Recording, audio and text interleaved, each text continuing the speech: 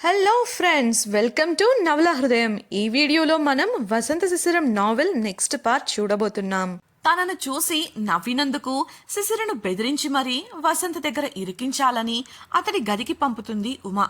తెల్లవారాక వంట చేస్తున్న శిశిర దగ్గరకు వచ్చి ఆ రోజే తమకు క్లాసులు మొదలవుతున్నాయి అని ఉమ చెప్పగా పని పూర్తి చేసుకుని కాలేజీకి బయలుదేరారు ఇద్దరు. దీర్ఘాలోచనలో ఉన్న శిశిరను ఉమ కదిలించగా ఆమె ఏమీ లేదంటూ కూర్చోగా జరిగింది గుర్తు చేసుకుంటూ నవ్వుకుంది శిశిర. ఇంట్లో ఉండగా ఉమ ద్వారా కాలేజీకి వెళ్లాలని తెలుసుకున్న శిశిర వంట పూర్తి చేసింది.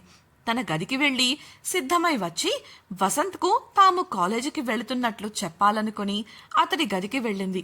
అక్కడ అతడు కనిపించకపోవడంతో చుట్టూ చూస్తున్న ఆమెకు బాత్రూం తలుపు తెరుచుకున్న శబ్దం వినపడి వెనక్కు తిరిగి చూసింది. అంతే, కంగారుగా తలదించేసి ప్రక్కకు తిరిగి తడబడుతూ నేను మళ్ళీ వస్తాను అంటూ బయటకు కదలబోయింది. అప్పుడే స్నానం ముగించుకొని వచ్చిన వసంత్ టవల్ మీద ఉండటంతో అతన్ని అలా చూడలేక బయటకు వెళ్లాలని అనుకుంది. అయితే ఆమె ప్రయత్నాన్ని ఆపేస్తూ ఒక్క అంగలో ఆమెను చేరిన వసంత్ వెనుకగా ఆమెను బలంగా హత్తుకున్నాడు. శిశిర బుగ్గలు ఆమెకు తెలియకుండానే ఎరుపెక్కగా కంగారుగా అతడికి దూరంగా జరగాలని, అతడి బాహువుల్లో నుండి విడివడాలని ప్రయత్నించింది. తాజాగా స్నానం చేసి వచ్చిన అతడి దేహం నుండి వస్తున్న వాసన ఆమెను ఉక్కిరిబిక్కిరి చేస్తుంటే వదలండి వాసుగారు, నేను తర్వాత వస్తాను అంది భారంగా. ఆమె చెవికి దగ్గరగా వెళ్ళి ఈ మాట విని విని నాకు బోర్ కొడుతోంది, కానీ నీకు అనడానికి బోర్ కొట్టడం లేదా అడిగాడు వసంత్. శిశిర మౌనంగా ఉండిపోగా మళ్ళీ ఏం వస్తావులే కానీ ఎందుకొచ్చావో చెప్పు అని వసంత్ అల్లరిగా అడగగా ముందు వదలండి నేను చెప్తాను అంది శిశిర భారంగా ఊపిరి తీసుకుంటూ. వసంత్ ఆమెను వదలగా అతనికి ఎదురుగా నిలబడి తల వాల్చేసి అది ఇవాల్టి నుంచి క్లాసులు మొదలవుతున్నాయి, నేను ఉమా కాలేజీకి బయలుదేరుతున్నాము, ఆ విషయం చెప్పాలని వచ్చాను అని చెప్పింది. ఆమె ఎరుపెక్కిన చెక్కిళ్లను చూసిన వసంత్ ఆమె సిగ్గుపడుతోందని అర్థమై చిన్నగా నవ్వుకుంటూ ఆమెను అమాంతం వెనుకనున్న గోడకు అదిమిపెట్టాడు. అతడి నుండి ఈ చర్య ఊహించని శిశిర ఉలిక్కిపడి కళ్ళు పెద్దవి చేస్తూ అతన్ని చూడగా ఇంకా ఈ సిగ్గేంటి శిశిర, నన్ను చూడగానే ఎందుకలా తలదించేసి మాట్లాడుతున్నావు? ఆమె ఎరుపెక్కిన చెంపలు సున్నితంగా నిమురుతూ హస్కీ వాయిస్లో అడిగాడు. అతడికి సమాధానం చెప్పాలన్నా నోరు తెరవలేని స్థితిలో ఉంది శిశిర. తన చెంపలపై నాట్యమాడుతున్న అతని మునివేళ్ల స్పర్శ ఆమెలో తెలియని అలజడులను కలిగిస్తుంటే దీనంగా అతని వంక చూస్తూ ఉంది. ఆమె పెదవులు సన్నగా వణుకుతుంటే అది గమనించిన వసంత్ సూటిగా ఆమె కళ్ళల్లోకి చూస్తూ I want kiss you baby అని అన్నాడు. శిశిరకు అతని కళ్ళల్లోని భావాలు చూసి మాటలు కరువవగా ఆమె మౌనాన్ని ఆమె సమ్మతిగా భావించి సున్నితంగా ఆమె పెదవులను అందుకున్నాడు వసంత్. అతడి సున్నితమైన అధర మదనానికి శిశిర కళ్ళు మత్తుగా మోసుకోగా ఆమెకు తెలియకుండానే అతని చుట్టూ చేతులు అల్లి అతడి ముద్దును ఆస్వాదించడం మొదలుపెట్టింది. 10 నిమిషాలకు ఆమెను వదిలిన వసంత్ అల్లరిగా ఆమె వంక చూస్తుంటే పూర్తిగా గోడకు వాలిపోయి మత్తుగా మెల్లిగా కళ్ళు తెరిచింది శిశిర.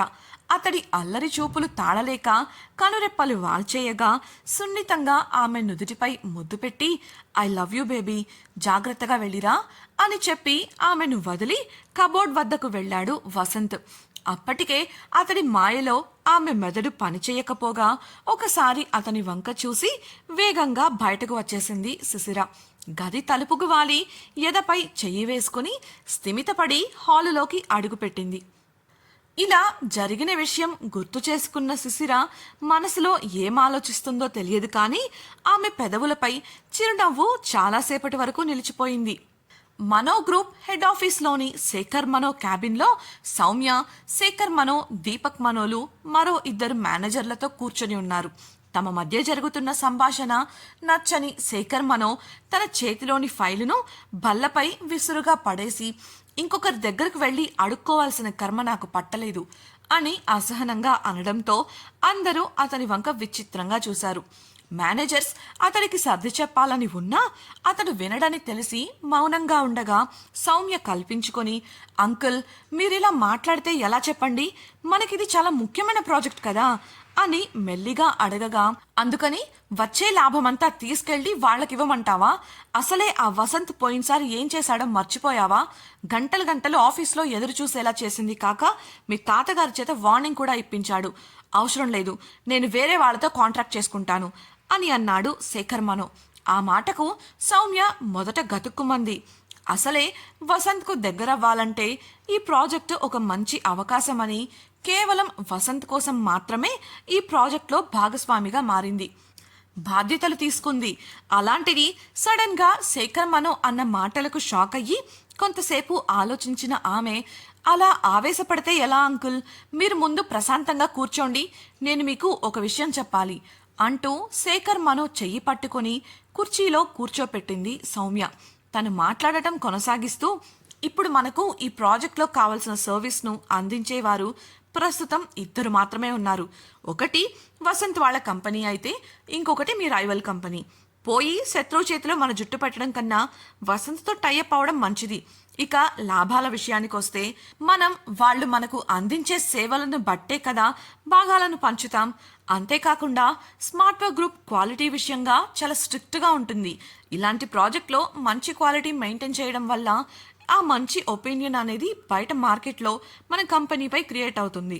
అప్పుడు భవిష్యత్తులో ఇలాంటి ప్రాజెక్ట్స్ కోకొల్లలు చేయొచ్చు. అలాగే ఈ ప్రాజెక్టు పూర్తయ్యేలోపు మనం ఆ కంపెనీతో కలిసి పనిచేస్తూనే వాళ్ళు అందించే సర్వీసెస్పై పూర్తి అవగాహన తెచ్చుకుంటే తర్వాత వచ్చే ప్రాజెక్ట్ కోసం మనమే ఆ పనులు చేసుకునేలా ప్లాన్ చేసుకోవచ్చు.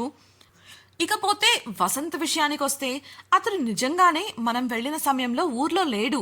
అతడు తిరిగి వచ్చేసరికి భానుమతి గారి ఆరోగ్యం పాడైందని ఆ పనుల్లో ఉండిపోయాడు. ఇవాళ అతడే స్వయంగా కలవమని చెప్పాడు కాబట్టి వెళ్ళి మన ప్రాజెక్ట్ గురించి చెప్పి పార్ట్నర్షిప్కి ప్రపోజల్ పెడదాం అని అంది సౌమ్య. ఇవాళ మాత్రం కలుస్తాడని గ్యారంటీ ఏంటి అని అసహనంగా అన్నాడు దీపక్. అందుకు సౌమ్య, ఖచ్చితంగా కలుస్తాడు దీపక్. వసంత్ ఇలాంటి విషయాల్లో చాలా ఖచ్చితంగా ఉంటాడు. అందులోనూ ఈ ప్రాజెక్ట్ వల్ల తన కంపెనీకి కూడా లాభం ఉంది కాబట్టి మన ప్రపోజల్కి కూడా ఒప్పుకుంటాడు. ఈ ఒక్కసారికి నా మాట విని నాతో రండి. ఈసారి కూడా పోయినసారిలా జరిగితే మాత్రం ఇకపై మీరు ఏం చెప్పినా ప్రాజెక్ట్ విషయంగా అందుకు నేను ఎదురు చెప్పను అని చెప్పింది సౌమ్య. అందుకు ఆలోచనలో పడిన శేఖర్ మనో చివరికి ఒప్పుకోగా మనసులోనే సంతోషపడి శాంతపడింది సౌమ్య. క్లాసులు మొదలవుతున్నాయని కాలేజీకి వెళ్లిన శిశిర, ఉమలు 11 గంటలకల్లా తమ క్లాసులో కూర్చొని ఉండగా నెమ్మదిగా విద్యార్థులు రావడం మొదలై క్లాసులో 80% సీట్లు నిండిపోయాయి. వారిలో కొందరు కొత్తవాళ్లు కూడా ఉన్నారు. వారు గత సంవత్సరం ఆగిపోయి ఇప్పుడు తమ చదువును కొనసాగించాలి అని అనుకుంటున్న వాళ్ళు. ప్రొఫెసర్ రామారావు క్లాస్లోకి వస్తూనే ఇంకా ఖాళీగా ఉన్న సీట్లను చూసి వెటకారంగా, వాళ్ళకిచ్చిన సెలవులు ఇంకా సరిపోలేదా, ఇన్ని రోజుల తర్వాత కూడా క్లాసులకు రాలేదు అని అడగగా సమాధానం ఇవ్వకుండా ఆయనకు గౌరవం ఇస్తూ నిలబడి మౌనంగా ఉండిపోయారు విద్యార్థులు. వారిని కూర్చోమన్నట్లు చేతితో సైగ చేసి మొదటి సెమిస్టర్ పూర్తయి 2వ సెమిస్టర్లోకి అడుగుపెట్టారు.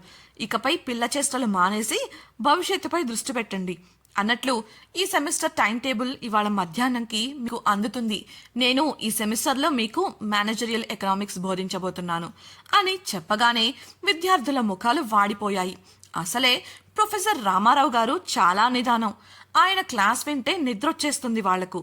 దానికి తోడు ఎకనామిక్స్ సబ్జెక్టు బోధిస్తారు అంటే ఎలా నేర్చుకోవాలో ఏంటో అన్నట్లు చూస్తూ ఉన్నారు.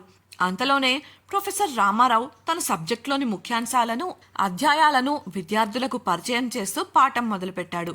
బోర్ కొడుతూ ఉండటంతో కొందరు వాళ్ళ పనులు చూసుకుంటూ ప్రొఫెసర్కు తెలియకుండా ఫోన్లో చాట్ చేసుకుంటూ కూర్చోగా ఆ విషయం తెలిసినప్పటికీ తన బాధ్యతలు నిర్వహిస్తూ పాఠం పూర్తి చేశాడు ప్రొఫెసర్. విద్యార్థుల ప్రవర్తన ఆయనకు కూడా అసహనాన్ని కలిగించింది. అయినప్పటికీ వారిపై అరవకుండా చిలిపిగా రివెంజ్ తీర్చుకోవాలి అనుకున్నాడు. అనుకున్నదే తడవు తనకు తెలిసిన సమాచారాన్ని వారితో పంచుకున్నాడు. డియర్ స్టూడెంట్స్, ఇంత వయసు వచ్చాక ఇలా క్లాసుల్లో కూర్చుంటూ పాఠం వినాలంటే కష్టంగానే ఉంటుంది. కానీ మీ MBA సర్టిఫికేట్ కోసం చేయక తప్పదు. అన్నట్లు మీకు మరో శుభవార్త. మీ సర్టిఫికెట్స్ పొందడానికి మీరు చేయవలసిన ప్రయత్నాల్లో మొదటి దశ ఫలితాలు, అదే మీ మొదటి సెమిస్టర్ రిజల్ట్స్ ఈరోజు విడుదల కాబోతున్నాయి. ఆల్ ది బెస్ట్ అని చెప్పగా ఫలితాలు రాబోతున్నాయి అనగానే విద్యార్థుల ముఖాలు వాడిపోయాయి. అది చూసిన రామారావు వెటకారంగా, అప్పుడే అంతా అయిపోయిందన్నట్లు ముఖాలు పెట్టారేంటి? It's just beginning man. మెరుగైన ఫలితాల కోసం మీకు ఇంకా 3 అవకాశాలున్నాయి. జాగ్రత్త పడండి. మరి బాయ్ అంటూ స్టైల్గా టాటా చెబుతూనే విద్యార్థుల గుండెల్లో గుబులు పుట్టించే వార్త చెప్పి క్లాసు నుండి వెళ్ళిపోయాడు. ఇంతకీ పరీక్షా ఫలితాలు ఎలా ఉండబోతున్నాయి? మనో గ్రూప్తో వసంత్ కలిసి పనిచేయడానికి ఒప్పుకుంటాడా? మీటింగ్లో ఏం జరగబోతోంది? ఈ ప్రాజెక్టుపై సౌమ్య ఇంతలా ఆసక్తి చూపడానికి కారణమేంటి? సౌమ్య చెప్పిన మాటలకు శేఖర్ మనో నిజంగానే ఒప్పుకున్నట్లేనా? తెలుసుకోవాలనుకుంటున్నారా? అయితే ఛానల్ను సబ్స్క్రైబ్ చేసి వసంత శిశిరం రాబోయే ఎపిసోడ్స్ తప్పకుండా వినేయండి. అలాగే మీకు ఈ వీడియో నచ్చినట్లయితే లైక్ చేసి మీ సన్నిహితులకు షేర్ చేయండి. మీ అభిప్రాయాలను మాతో పంచుకోవడం కోసం కామెంట్ సెక్షన్లో తెలియజేయగలరు. ఇట్లు మీ నవలా హృదయం team. Thank you for listening.